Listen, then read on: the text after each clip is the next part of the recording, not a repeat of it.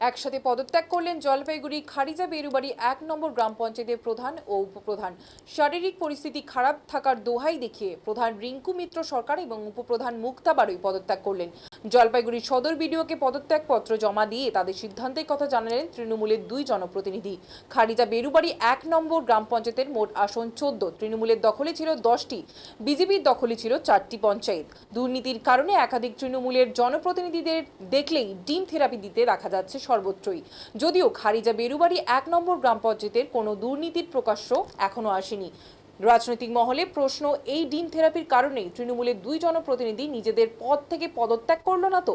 যদিও প্রধান এবং উপপ্রধান জানিয়েছেন অন্য কোনো কারণ নয়, তারা নিজেদের শারীরিক অবস্থার অবনতির দোহাই দেখিয়ে তারা প্রধান এবং উপপ্রধান পদ থেকে পদত্যাগ করেছেন।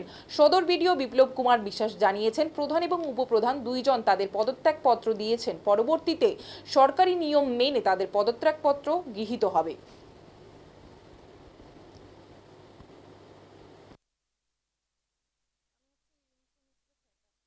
কি কারণে আপনারা রিজাইন দিলেন? আজকে হচ্ছে আমার শারীরিক অসুস্থতার জন্য মানে এই আজকে প্রধান পদ থেকে আমি পদত্যাগ কোন করলাম। দলের আপনি? আমি তৃণমূল কংগ্রেসের ছিলাম। আচ্ছা, আপনার কোন গ্রাম পঞ্চায়েত এটা? খারিজা বেরুবাড়ি 1। আর কত সংখ্যাগরিষ্ঠ এখানে ছিল? 14 না, 14 জন পঞ্চায়েত, 10 জন আমাদের 10 জন হচ্ছে আমাদের আপনি কি তৃণমূল। একাই রিজাইন দিলেন না? না, প্রধান উপপ্রধান আমরা দুজনেই দিলাম। তাহলে বোর্ড এখন চলবে কি করে? বোর্ড এখন প্রশাসনিক ভাবে কি ওরা বিডিও স্যার কি অফিসে কিভাবে নির্দেশ দেয় সেইভাবে স্যার ইস্যু করবে। এই যে সরকারের পালাবদল হলো, তাতে কি আপনাদের কাজ করতে কোনো অসুবিধা হচ্ছে না? না না, আমাদের সেরকম কোনো অসুবিধা হচ্ছে না। আমরা নিজের থেকেই শারীরিক অসুস্থতা বা এই মানে প্রধান পদ থেকে ইস্তফা দিলাম।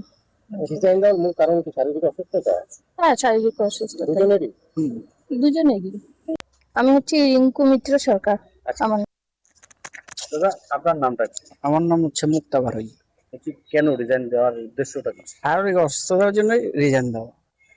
প্রধান উপপ্রধান দুজন মিলে একসাথে শারীরিক অসুস্থতার জন্য? আমি তো আরো আগে দিতে চেয়েছিলাম, প্রধান যেহেতু ছিল দুইজনে একসাথে রিজাইন দিল। কেন, অন্য কোনো কারণ? না না না না না না, কাজ করতে কোনো অসুবিধা নেই। না না। আর আপনাদের কটা গ্রাম পঞ্চায়েত, মানে সদস্য কতজন? 14 আপনারা তৃণমূলে কজন ছিল? 10 জন। 10 জন ছিল।